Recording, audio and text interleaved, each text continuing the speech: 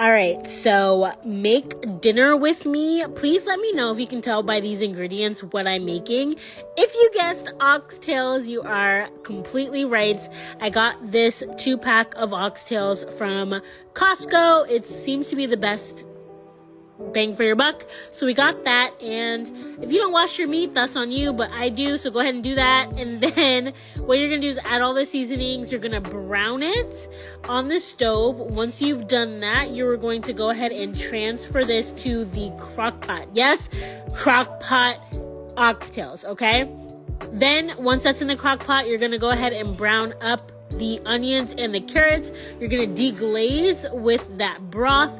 Once you have done that and everything is nice and tender, you're going to take that mixture, toss it in your crock pot, all right? And then kind of like mix that together. I absolutely love this recipe. My grandmother used to make oxtails in the crock pot when I was little, so this is just how I do it, and I actually love it. My family loves it as well. So go ahead and transfer all of that deglazed goodness to your crock pot, and then once you have that in, you're gonna chop some garlic. Go ahead and throw in, we use that fresh garlic, but if you have jarlic, that's fine. Go ahead and put a little bit of a squeeze, like 1 tablespoon of ketchup. I'm going to go ahead and sprinkle in some dried thyme. Once I do that, I'm going to go ahead and add the rest of that broth. You're going to want to use beef broth, but I only had chicken, and we're using what we got because groceries is too high out here, okay?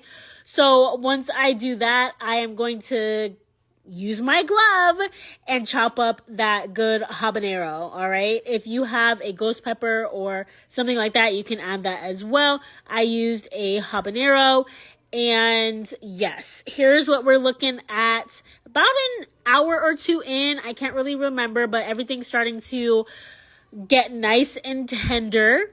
I'm going to go ahead and keep this in for another few hours, and so here's what it looks like after, I want to say 4 hours, and then I've added in my butter beans, and I've added in a slurry to thicken it up a little bit. So if you're interested in, I will have the original creator's like recipe down below, but I add a little bit of butter beans. Go ahead and add that to a plate over a bed of rice, and it is just scrumptious. Enjoy.